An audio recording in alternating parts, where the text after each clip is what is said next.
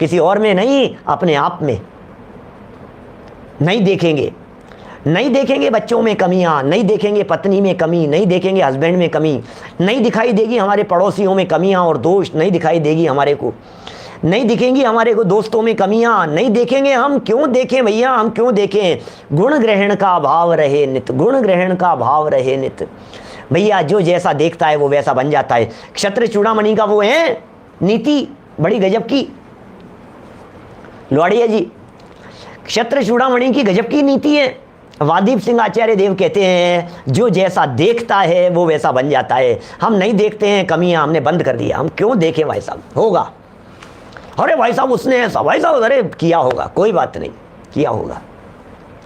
कैसा उपगुहन होता है, कैसा उपगुहन होता है, सोचना जरा। वीतरागी संतों का कैसा उपगुहन होता होगा, समंत भद्राचार्य के गुरु का कैसा उपगुहन होता हुआ था। समझिए आप, मांगनंदी आचार्य के गुरु का कैसा उपगुहन रहा होगा। वीतरागी संतों को निर्दोष देखते समय किस तरह का उपगुहन करते हैं। नारद और रुद्र की उत्पत्ति के बाद में उनके माता पिता जन्म देने के बाद में पुनर्दीक्षित होकर के निर्वाण की प्राप्ति कर ले वे, ये कैसा उपगुहन होता होगा। क्या दृष्टि होती होगी, निर्दोष देखने वाली दृष्टि। निर्दोष देखो, किसके दोष देखें भाई साहब? क्या अपने गुणों को और दूसरे के दोषों को। दोष नहीं दिखाई दे रहे, कमियां तो सब में है। आपको क्या इकट्ठे करना है बोलो? मैं वो प्रसंग सुनाता हूं हमेशा, फूल वाला है?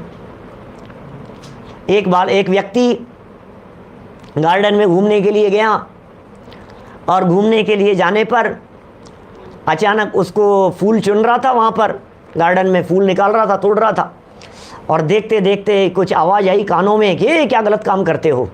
चारों तरफ देखा, कुछ दिखाई नहीं दिया, समझ में नहीं आया बात क्या चल रही है, कहाँ से आ रही है ये आवाज़। अचानक देखा तो कोई नन्हा सा पौधा छोटा सा, वो उससे कह रहा था भैया क्या गलत काम करते हो। मैं क्या गलत काम करता हूँ? बोले फूल चुन लेते हो और कांटों को छोड़ देते हो, कितना गलत काम करते हो। कि भैया इसमें मैं क्या गलत काम कर रहा हूँ, ये तो बिल्कुल सही काम है, यही करना चाहिए। फूलों को चुन लेना चाहिए और कांटों को छोड़ देना चाहिए, यही तो करना चाहिए, और मैं भी यही काम कर रहा हूँ। तो तुरंत पौधे ने कहा वाह वाह वाह, ताली बजाई, बड़ा होशियार बनते हो, बड़ा होशियार बनते हो, बातें तो बड़ी अच्छी अच्छी करते हो। हमें एक बात का जवाब दो, जब आप दुनिया में किसी व्यक्ति से मिलते हो तो उसके गुणों को चुनते हो या दोषों को चुनते हो? आप जब किसी व्यक्ति से मिलते हो तो उसकी कमियां और दोषों को चुनते हो, कांटे कांटे इकट्ठे करते हो, उसके गुणों को छोड़ देते हो, और यहां आकर के फूल चुनते हो और कांटों को छोड़ रहे हो। एकदम सोचने पर मजबूर हो गया वो व्यक्ति, और तुरंत उस छोटे से पौधे ने पलट करके जवाब दिया, मेरी एक बात को याद रखना बंधु। क्या कहा उस पौधे ने? उस पौधे ने कहा बंधु मेरी एक बात को याद रखना, जो फूल चुनते हैं उनके पास में फूल इकट्ठे होते हैं, और जो कांटे चुनते हैं उनके पास में कांटे इकट्ठे होते हैं। चॉइस आपकी है, आप यदि फूल चुनेंगे तो फूल इकट्ठे होंगे, कांटे चुनेंगे तो कांटे इकट्ठे होंगे। कहने का अभिप्राय ये है, यदि आप जिससे मिलते हैं उसके गुणों को देखते हैं, यदि आप गुणों को चुनते हैं तो आपके पास में गुण इकट्ठे होंगे, और यदि आप दूसरों के दोषों को देखते हैं तो आपके पास में दोष इकट्ठे होंगे। निर्णय आपका है, आप क्या चुन रहे हैं। देखते रहो, चुनते रहो। उसके कम नंबर आए हैं, बेटा अब तेरे कम नंबर आना शुरू होने वाले हैं। वही क्लास बंक करता है तो बेटा अब तू भी क्लास बंक करने वाला है धीरे धीरे। वो देखो कितने नालायक हैं, उसकी सास को देखा है कितनी खतरनाक है, उनकी बहू को देखा है कितनी खतरनाक है, तो इसका मतलब तुम्हारे में भी वही गुण डेवलप होने वाले हैं।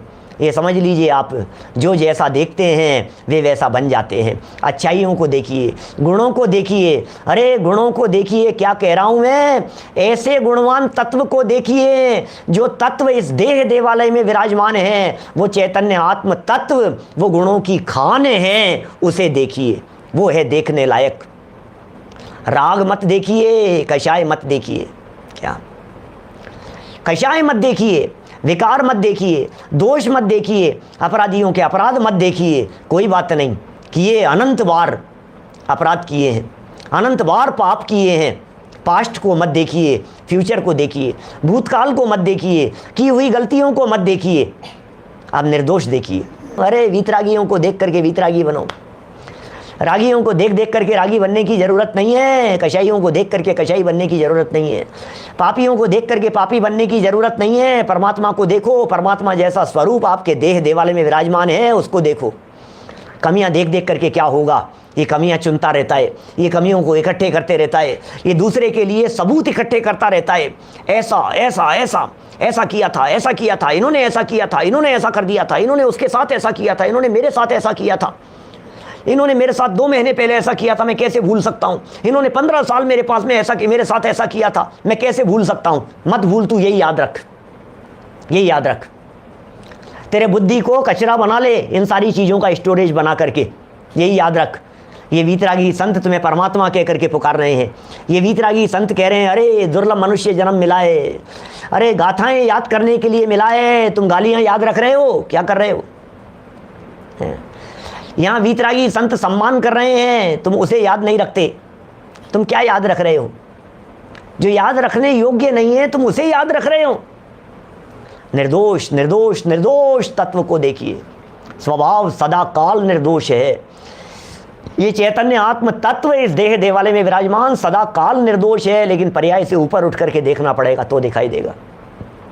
ऊपर उठ करके देखो, वर्तमान अवस्था को मत देखो, अवस्थाओं से ऊपर उठ करके देखो, अवस्थाओं से पार देखो, आपको आनंद आएगा। अरे दिखेगा वो तत्व जो अंदर देखने योग्य है, वो तत्व दिखाई देगा।